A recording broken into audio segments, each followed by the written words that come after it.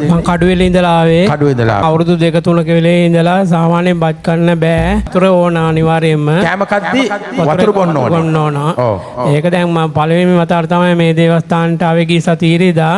ඔව්. ඒ ඇවිල්ලා ගියාම මට ටිකක් සහනයක් ලැබුණා.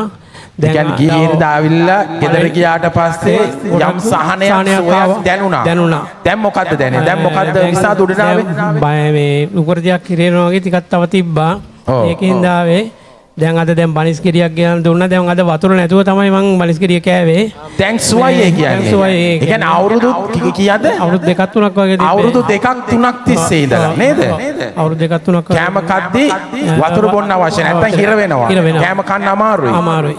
ප්‍රතිකාර කරාද ඔය උදෙසා? බෙහෙත් ගත්ත හරි ගියේ නැහැ. බෙහෙත් ගත්තට හරි ගියේ නැහැ. නමුත් දැන් යාඥා කරාන් පස්සේ මොකද දැනෙන්නේ වාට? දැන් ගොඩක් සහනයක් ලැබෙනවා. ගොඩක් සහනයක්ද සම්පූර්ණ සුවයක්ද? සම්පූර්ණ සුවයක් ලැබෙනවා. සම්පූර්ණ සුවයි. දැන් බනිසිරියක් කෑවා. වතුර බොන්න නැතුව කෑවේ. දැන් හොඳයි. දැන් වාට අපහසුතාවයක් නැහැ. අපහසුතාවයක් නැහැ. සුවයි. කවුද මේ සුවේ දුන්නේ? මේ ජේසුස් කවුද?